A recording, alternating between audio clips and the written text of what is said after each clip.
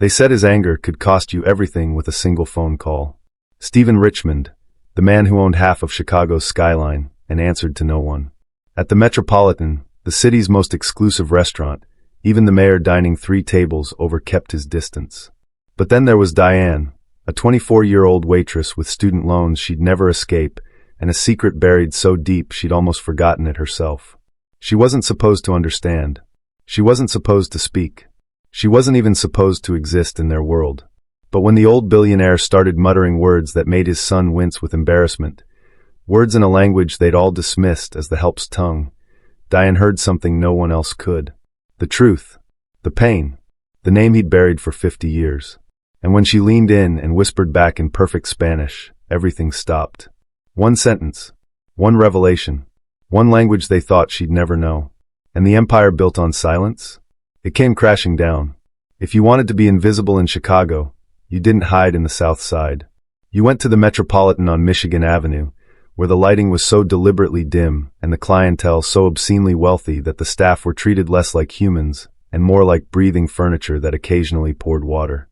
Diane Morales adjusted her apron, her fingers trembling slightly as she smoothed the crisp white fabric over her black skirt. Her shoes, cheap knockoffs of the required uniform Oxfords, were already cutting into her heels. She'd been on her feet for 7 hours, but she couldn't afford to feel the pain. Not when her father's physical therapy bill was due in 4 days. Not when her brother's tuition payment deadline was circled in red on her phone calendar. Not when the eviction notice was still sitting on her kitchen counter, 3 days away from becoming real. Table 1 is arriving in 10 minutes. Marcus, the head server, spoke into his headset with the clipped precision of a military commander. He was a tall, angular black man in his 40s who had worked his way up from busboy to the most powerful front-of-house position in Chicago's dining scene. He surveyed the wait staff lined up by the kitchen pass like a general inspecting troops before a battle they were expected to lose. "Listen to me very carefully," Marcus continued, his voice dropping to a lethal whisper. "You do not make eye contact. You do not offer recommendations. You do not ask questions. You pour. You place. You disappear. Am I making myself clear?" "Yes, chef," the staff murmured in unison, though Marcus wasn't a chef. He just liked the authority the title implied. Diane swallowed hard. Table 1. The Richmond table. Everyone knew the Richmonds. Thomas Richmond was currently the youngest member of Chicago's commercial club, a real estate developer who'd successfully diversified his father's industrial fortune into tech startups and luxury developments. He was 34, ruthlessly efficient, and had a reputation for getting health inspectors to shut down restaurants that made him wait for tables. But it wasn't Thomas that made the staff's hands shake.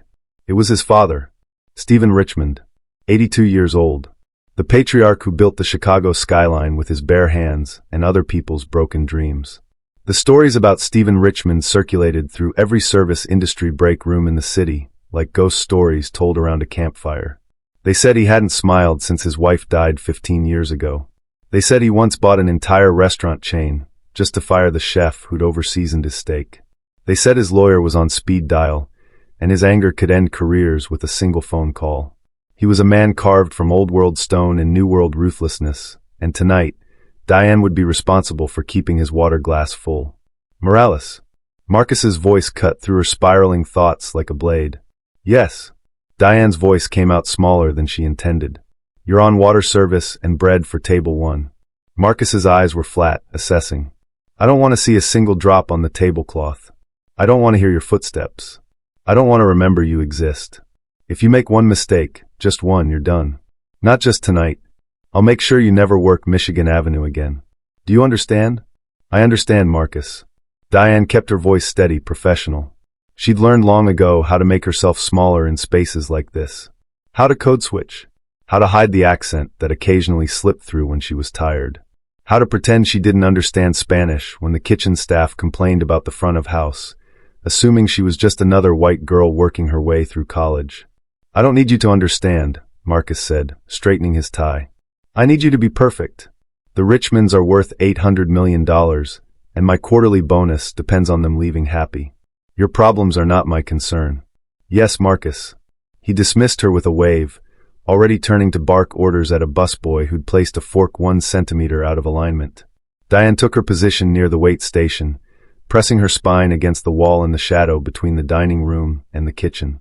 From here, she could see Table 1, the best table in the restaurant, positioned in the corner with a view of the city lights, but far enough from other diners to ensure privacy. The table where power made itself comfortable. She checked her phone one last time before the shift went into blackout mode. A text from her brother. "How's Papa? Did the insurance call back?" She didn't have an answer. Her father's construction accident 3 months ago had shattered his hip and ended his career. The insurance company kept reviewing his claim. The bills kept arriving. And Diane kept picking up every shift she could, spreading herself thinner and thinner until she wasn't sure what was left. She silenced her phone and slipped it into her apron pocket. The front door opened, and a cold wind swept through the restaurant's entrance. The Richmonds had arrived. "Hello everyone, before we begin today's story, I have a small favor to ask. Please hit subscribe and turn on the notification bell so you never get to miss our channel new stories. It is quick, free, and best way to support us in bringing more interesting stories. Your support means the world to us and motivate us to create more good stories. Tell us where you are watching from, your country, city, so we can know how far our stories goes. Thank you. Let's begin the story. The chandeliers at the Metropolitan cast shadows that cost more than most people's cars. Diane pressed her spine against the wall near the wait station, making herself small in the space where staff were expected to materialize only when summoned. Her uniform was pristine, white shirt pressed sharp, black vest without a loose thread, slacks steamed that morning in her bathroom because she couldn't afford dry cleaning. Her knockoff shoes pinched her toes and cut into her heels. 8 hours on her feet. 6 more to go. The nameplate above her vest pocket read Diane M. Just the initial, never the full name. Marcus had told her that 3 years ago, his voice flat. "Morales is too much. Too ethnic. The clientele prefers something cleaner." She'd unpinned the full nameplate without argument because she needed the job more than she needed her name. Her phone buzzed in her apron. She didn't check it. Her brother asking about their father's physical therapy bills. The insurance company wanting more documentation. The student loan servicer reminding her that $2,300 was due in 6 days. She silenced it. "Listen up." Marcus's voice cut through the kitchen noise. He stood at the pass, posture military straight, scanning the servers. "Table 1 is arriving in 8 minutes. The Richmonds." The temperature dropped. "I will say this once," Marcus continued. "You do not make eye contact. You do not offer recommendations. You do not speak unless answering a direct question. You pour. You place. You become invisible. The Richmonds are not interested in your personality. They are not interested in your existence. They are interested in perfection, and if you cannot deliver that, there are 50 people waiting to take your position." Diane's fingers twisted her apron. She'd heard the stories. Stephen Richmond once had a sommelier fired for mispronouncing a vineyard name. Thomas Richmond blacklisted an entire catering company for arriving 11 minutes late. Marcus's eyes landed on her. "Morales, you're on water service and bread for Table 1.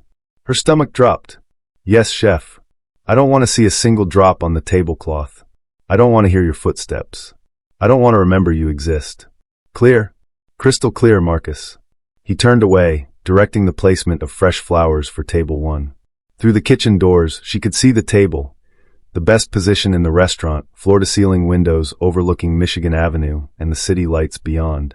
The kind of view that reminded you how small you were and how much power money could buy. At the Metropolitan, shadows were where the powerful hid their humanity, and where people like Diane learned to disappear. She checked the water pitchers. Ice fresh. Glass spotless. In 7 minutes, the Richmonds would arrive, and Diane Morales would become Diane M., a ghost who poured water and said nothing at all. The bodyguards came first. 2 men in dark suits materialized at the entrance, sweeping the room with mechanical precision. One spoke into his wrist. The other nodded at Marcus, who straightened like a soldier. Then Thomas Richmond walked in. 35 and handsome in the way expensive things are handsome. Sharp lines, precise edges, nothing soft. His gray suit probably cost more than Diane's car. Hair slicked back, blonde going silver at the temples, eyes flat with the dismissiveness of someone who'd never been told no. He moved through the restaurant like he owned it. He probably did. Phone pressed to his ear, he didn't look at Marcus when he spoke. "Still water, not sparkling. My father can't handle bubbles. Tell the kitchen no garlic." "Of course, Mr. Richmond." Marcus's voice had become smaller. Thomas swept past, dismissed the mayor at table 4 with a glance, adjusted his cufflinks. He finally lowered his phone. And then his father arrived. Stephen Richmond was 72, and looked like a man carrying the weight of every year. Silver white hair, perfectly combed. His tuxedo was expensive but old-fashioned, the kind of formal wear from a different era. He leaned heavily on a cane, each step measured and effortful. Diane watched from the wait station. The old man's face was a map of deep lines, weathered and worn. His eyes were watery, distant, looking at something no one else could see. His hands trembled as he gripped the cane. Thomas walked ahead, impatient, already pulling out his chair. Stephen struggled to keep up, his cane tapping against marble like a metronome counting down. A busboy whispered near Diane. They say the old man built his empire from nothing. Came from the South Side. Thomas inherited everything but the work ethic. Thomas Richmond moved through the world like he owned it. His father moved like he owed it something. Stephen finally reached the table. Thomas didn't help him sit. Didn't pull out his chair. Didn't look up from his phone. The old man lowered himself slowly, painfully. His cane clattered against the table leg. He winced but said nothing. Thomas set his phone face down on the white tablecloth and looked at Marcus with the expression of a man prepared to find fault. We're ready to order. Diane stepped forward with the water pitcher, invisible and silent, exactly as she'd been trained to be. Diane crossed the dining room with the water pitcher, each step measured and silent. Marcus watched from the kitchen pass, tracking her like a sniper. She reached table 1. Poured Thomas's water first, still not sparkling. The glass filled without a splash. She moved to Stephen's glass. Thomas didn't look at her. We'll start with the oysters, then the Dover sole. He doesn't need wine. Stephen hadn't said a word. Hadn't been asked. The old man stared at the menu, squinting at the elegant script as if the words were foreign. His trembling fingers traced the embossed lettering. He looked lost. Then he muttered something barely audible. ¿Dónde está el menú en español? Her hand froze mid-pour. Where is the menu in Spanish? Thomas's head snapped up. Dad. Speak English. We've talked about this. But Stephen wasn't listening. His voice grew louder, desperate. No quiero pescado. Quiero el guiso de mi mama. I don't want fish. I want my mother's stew. Thomas's face flushed. His eyes darted around the room. The mayor. A tech CEO. A judge. All the wrong people. He's been doing this lately, Thomas said, voice tight. Don't mind him. He's just confused. Diane stood frozen, pitcher trembling. She understood every word. The longing in mi mama. The rejection of no quiero. To everyone else in the restaurant, it was gibberish. To Diane, it was a cry for help. Stephen's hand gripped the table. ¿Por qué nadie me escucha? His voice cracked. ¿Por qué? Why doesn't anyone listen to me? Why? Thomas grabbed his father's wrist, not gently. Enough. You're making a scene. Marcus materialized beside the table, professional smile locked. Mr. Richmond, is everything satisfactory? Fine. Thomas released his father's wrist, smoothed his tie. My father is just having a difficult evening. We'll take the oysters. Now. Of course, sir. Marcus's eyes flicked to Diane. A warning. Move. She stepped back. Stephen's eyes found hers, watery, desperate, pleading, then looked away. She retreated to the wait station, hands shaking so hard she had to set the pitcher down. Behind her, Thomas's voice, low and sharp. If you can't behave, I'm taking you home. And Stephen, quieter now, defeated. You no tengo casa. I don't have a home anymore. Diane pressed her palm against the wall and tried to remember how to breathe. The oysters arrived on ice, gleaming and perfect. Stephen pushed the plate away. No los quiero. Thomas's jaw tightened. He carved into his oyster with surgical precision. The Dover sole came next. Stephen stared at it. ¿Por qué no harás? Because this is a 5-star restaurant, not a taco truck, Thomas muttered. His knuckles were white. His steak arrived. He cut into it with barely contained violence, each slice deliberate. Silver on porcelain like gunfire. Dad. Thomas's voice was low, dangerous. You're embarrassing yourself. I have clients watching. Stephen's eyes filled with tears. His hands trembled. Yo no soy Stephen. His voice broke. Yo soy Esteban. Thomas slammed his fork down. The crack silenced the restaurant. Stop it. You wanted this life. You chose this. Stephen stood, unsteady, gripping the table. His cane clattered down. Thomas didn't pick it up. Mi mama. Rosa la tienda. He walked toward the bathroom hallway, one hand on the wall. His tuxedo looked too big, like he was disappearing inside it. Thomas didn't follow. Just sat there, carved from stone. Marcus appeared at Diane's elbow. Clear the table. But Diane watched Stephen in the hallway. Watched him grip the wall, shoulders shaking. Watched him cry like a man who'd forgotten how to stop. Thomas spoke to his father like he was already dead. But Diane heard a man fighting to stay alive. She set down her pitcher. Diane. Marcus's voice was sharp. What are you doing? She didn't answer.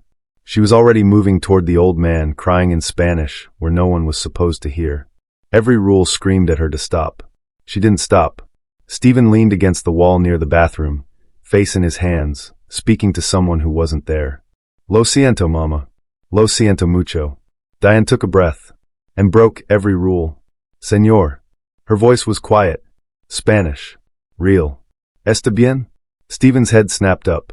His eyes found hers, wide, shocked, desperate with hope. For the first time all night, someone had answered him in the language he needed. Stephen stood in the hallway, one palm pressed against the wall, the other covering his face. His shoulders shook. Nadie me recuerda. Nadie sabe quién soy. Esteban Murillo. Why Stephen es un fantasma? Diane stepped closer, heart hammering. Señor Richmond? He didn't look up. Just kept talking to ghosts. Mi mama decía. Nunca olvides de donde vienes, mijo. Pero lo olvide. Dios mío, lo olvide. Diane's throat tightened. She thought of her own abuela, her father speaking Spanish when no one listened, the shame she'd learned to carry. She made her choice. Yo te recuerdo, Esteban. Yo sé quién eres. Stephen's head snapped up, eyes red wide. Shock. Disbelief. Hope. He grabbed her hand. ¿Tú hablas español? ¿Me entiendes? Diane's vision blurred. Sí, señor. Te entiendo. No estás solo. Stephen pulled her into a hug, sobbing into her shoulder, trembling. Words tumbled out, Spanish and English tangled, 50 years of silence breaking. Rosa. Rosa Morales. ¿La conoces? Tell me you know her. Please, God, tell me someone remembers. Diane went still. The world tilted. Rosa Morales was my grandmother. Stephen's face went white. He stumbled backward, gripping the wall. No. Rosa's your? What the hell is going on? Thomas appeared at the hallway's end, face twisted with fury. He strode toward them, pointing. Get away from my father. Marcus. Security. Stephen stepped between them, unsteady but unmoved. No. She stays. Dad, she's trying to take advantage. Her grandmother saved my life. Stephen's eyes never left Diane. Rosa Morales. 1974, Pilsen. She gave me everything. Thomas went still. What? The money for my first building. It wasn't a bank loan. It was Rosa. $2,000. Everything she had. Diane couldn't breathe. I looked for her for years. Hired detectives. But by the time I found her, his voice broke. She died in 1995. I never repaid her. I never said thank you. In that moment, speaking Spanish wasn't just communication, it was resurrection. And everything Stephen Richmond had built on silence was about to come crashing down. Security. Thomas's voice echoed through the hallway. This woman is harassing my father. Stephen blocked him with his cane. No. She stays. She's the only one telling the truth. Dad, she's a waitress. She's Rosa's granddaughter. And she's coming with me. Thomas's face went purple. Absolutely not. Now. Marcus appeared with security, expression carefully neutral. Ms. Morales, you're terminated effective immediately. Stephen didn't look at him. Send her final check to my office. She works for me now. 20 minutes later, Diane sat in the limousine, uniform still smelling of the restaurant, hands shaking. Thomas had stormed off. Stephen sat across from her, staring out at the city lights, silent. The penthouse occupied the entire 58th floor. Floor-to-ceiling windows. Art that probably cost more than her father's lifetime earnings. Stephen led her through rooms that felt more like a museum until they reached his office. He went straight to his desk. There, in a silver frame, was a photograph. A young man with dark hair and construction clothes stood outside a storefront. Morales Market. Beside him, a middle-aged Mexican woman with kind eyes. Rosa. Diane's knees went weak. That's her, Stephen whispered. The day she saved my life. He sat heavily, suddenly looking every one of his 72 years. I was 22. Working construction, janitorial, grocery delivery. I saved $8,000 for a condemned building on Division Street. But the bank said I was too risky. Too Mexican. Diane sank into the chair across from him. Rosa owned that store. I came in every Sunday for menudo. She always asked how I was. One Sunday I couldn't hide it. I told her about the building, the rejection. And she went to her register. Pulled out $2,000. Everything she had. Tears streamed down his face. She said, "You remind me of my son, Javier. He wanted to build things too. He died in Vietnam. Build something for him, Mijo." I promised I'd pay her back when I made it. The silence stretched. I made it. Millions. Then billions. But I changed my name. Cut ties with Pilsen. I tried to become white, American, respectable. I thought that's what success looked like. He looked at the photograph. By the time I went back, the store was gone. Rosa died in 1995. Your mother had moved. I hired detectives. I've been looking for 25 years. Diane was shaking. My grandmother talked about Esteban, El Constructor, until the day she died. She said you'd come back. She believed in you. Stephen's face crumpled. I stole from her. Everything I am. This building, this empire, it's built on stolen money. On her faith. On her son's memory. He looked at Diane with decades of grief in his eyes. She gave me my life. And I erased hers to fit into a world that will never see me as anything but a Mexican who got lucky. The city lights glittered below them, indifferent to the debt that had finally come due. Thomas's corner office overlooked Lake Michigan, steel and glass and power. His legal team sat around the conference table, 3 attorneys, 2 board members who'd helped build Richmond Holdings. "Gentlemen," Thomas stood at the head, folder in hand. "My father is suffering from dementia." Board member Gerald Harrison shifted. "Thomas, Stephen seemed sharp last month. Last month, he wasn't speaking Spanish in the middle of dinner. Last month, he wasn't telling fantasies about Mexican store owners. Last month, he wasn't bringing waitresses into his penthouse." He slid the folder across. "Psychiatric evaluation forms. Power of attorney documents. I've retained Dr. Weiss for an emergency evaluation. All I need is board approval." Patricia Cole picked up the paperwork. "Thomas, your father built this company from nothing. My father is gone." Thomas's jaw tightened.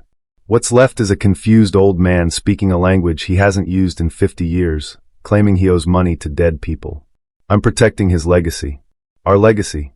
Gerald looked at the others. "How bad is it?" He's fixated on this Rosa Morales story.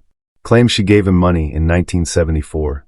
He's talking about creating a trust that would transfer 40% of his voting shares to Latino community programs. The room went quiet. "If we don't act now, my father will dismantle everything he spent 50 years building." After they left, Thomas stood alone at the window. His phone buzzed. His fiancée's father, "Dinner next week with the Fitzgeralds. Looking forward to officially welcoming you to the family." The Fitzgeralds. Old money. The kind that didn't have people like Rosa Morales in their history. Thomas didn't just want to bury his father. He wanted to bury Esteban completely. Across the city, Diane sat in a hospital consultation room. "The good news is we can repair the damage," Dr. Kim said. "The bad news is your insurance denied the claim. Pre-existing condition." Diane's mother gripped her hand. "How much?" "Surgery, hospital stay, physical therapy, approximately $200,000. The room tilted. Her phone buzzed. "Unknown number. This is Margaret Chin, Mr. Richmond's attorney. He'd like to meet tomorrow at 9 a.m. That night, Stephen sat across from Margaret in his study. 52, sharp as a blade, his attorney for 20 years. "You want to create the Rosa Morales Community Trust," she said. "Transfer 40% of your voting shares. 50 million in assets." "Yes. Thomas has already filed paperwork to have you declared incompetent." Stephen looked at Rosa's photograph. "Good. Let him. It's time he learned where he really comes from." Margaret studied him. "Stephen, he's your son." "No." His voice was quiet but firm. "He's Esteban's son. And Esteban would never have erased Rosa to make rich white people comfortable." Margaret pulled out her laptop. "Then let's make sure Esteban wins." Outside, the city lights burned, and a war over identity, legacy, and the price of forgetting was about to begin. The Richmond Holdings boardroom occupied the 58th floor, windows framing Chicago. 12 board members around the mahogany table. Thomas at one end with lawyers. Stephen at the other with Margaret Chin. Diane, terrified in a borrowed suit. Thomas stood. "We're here because my father's mental state has deteriorated. I have psychiatric evaluations documenting confusion, paranoia, linguistic regression. He pressed a button.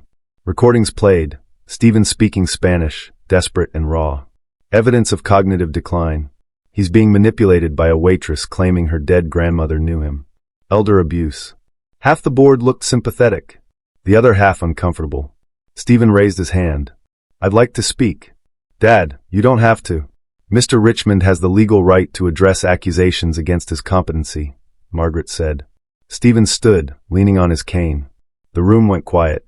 He began in Spanish. Me llamo Esteban Hernandez Richmond. Thomas's face went white. My name is Esteban Hernandez Richmond. Stephen switched to English. I was born in East Los Angeles in 1952 to Dolores Hernandez, a seamstress, and Roberto Hernandez, a janitor. In 1974, Rosa Morales gave me $2,000, everything she had, because I reminded her of her son who died in Vietnam. I built this company on her faith. He looked around. I spent 40 years trying to be Stephen because Esteban wasn't good enough. I anglicized my name. Stopped speaking Spanish. Avoided Pilsen like it was diseased. I became what this country wanted, rich, silent, and white enough to ignore. His eyes found Thomas. I taught you shame. I taught you to hide. And now you want to erase the last piece of me that's real. Margaret stood, distributing folders. Mr. Richmond has created the Rosa Morales Community Trust. 40% of his voting shares, $800 million, plus $50 million in liquid assets. Scholarships, business loans, affordable housing for Latino families. She paused. Trustee, Diane Morales, Rosa's granddaughter. Thomas shot up. This is insane. You're giving away my inheritance to a stranger. She's not a stranger. Stephen's voice was ice. She's family. More than you've ever been. I call for a vote, Margaret said. Support the trust or the incompetency claim. Silence stretched. Gerald Harrison raised his hand. I support Stephen. Patricia Cole. I support Stephen. One by one, hands rose. 9-3. Thomas stood frozen, his world crumbling. You wanted me declared incompetent because I spoke Spanish, Stephen said quietly. Because I remembered who I was. But forgetting, that's the real dementia, Thomas. And I'm done being sick. Margaret slid another document to Diane. Mr. Richmond has paid for your father's surgery. Set up educational funds for your brother. Purchased a house for your family in Pilsen. The deed is yours. Diane's vision blurred. Years of financial terror, of hiding her name, dissolved. She looked at Stephen through tears. He was crying too. Thank you, she whispered in Spanish. Gracias, Esteban. And for the first time in 50 years, that name didn't sound like surrender. It sounded like home.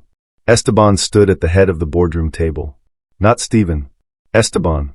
He pulled out a worn recipe card, edges soft with age. Handwritten in Spanish.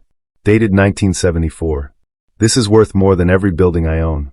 Rosa's pozole recipe. She gave it to me the same day she gave me the money. He looked at Thomas. You'll remain CEO. But there are conditions. Thomas looked up, wary. 1 month working construction. Volunteer at a Pilsen community center. Weekly Spanish lessons. Every Sunday, dinner with Diane's family. Thomas's face flushed. Dad, that's... Accept this or forfeit your position. Choose. The room held its breath. Thomas, broken, whispered, I'll do it. Esteban nodded. Margaret, order food. From Rosita's on 18th Street. Pozole, tamales, tortillas, conscious. Enough for everyone. An hour later, the boardroom smelled of cilantro and cumin. Diane's father in a wheelchair, still recovering but smiling. Her brother, shy and overwhelmed. Her aunt, crying and touching Esteban's hand. Esteban sat with them, speaking Spanish. He told stories about Rosa, about the store where the sun came through the windows just right, about the neighborhood where everyone knew your name. Thomas sat at the edge, silent, watching. Esteban handed him a tamale, unwrapped, steaming. Your abuela Rosa made the best tamales in Pilsen. Taste what you've been running from. Thomas took it, took a bite. His eyes welled up. The taste hit him like buried memory. Christmas when he was 6, his grandfather singing villancicos, the smell of masa, being loved in a language he'd been taught to forget. Diane's father spoke in Spanish, then English. Your father is a good man. He's been lost. But he's finding his way home. Help him. Thomas looked at the old man. At his daughter. At his own father, watching with hope. Si, senor. Thomas's voice cracked. Lo intenter. I'll try. The board members left. But Esteban, Diane, her family, and Margaret stayed. They ate. They talked. They laughed. Outside, Chicago's lights sparkled. Inside, cilantro and pozole filled the steel tower that had never known warmth like this. Diane placed her hand on the photograph of Rosa and young Esteban. She knew you'd remember, abuelo. Esteban smiled, tears streaming. Gracias, mija. Gracias por traerme a casa. Thank you, daughter. Thank you for bringing me home. The empire didn't fall that day. It was baptized. And for the first time in 40 years, Esteban Hernandez Richmond was home. The empire built on silence and shame was transformed by a language that refused to die. Esteban Richmond didn't just reclaim his name, he reclaimed his soul. Diane Morales didn't just find a fortune, she restored her grandmother's legacy and proved that heritage isn't weakness, it's power. This is a reminder that assimilation costs more than it gives, that the parts of yourself you hide to fit in are the parts you'll need to survive. Speaking your truth, in whatever language it comes, is the most American thing you can do. If this story reminded you that the strangest beginnings can lead to the most beautiful endings, please like, share, and subscribe for more stories.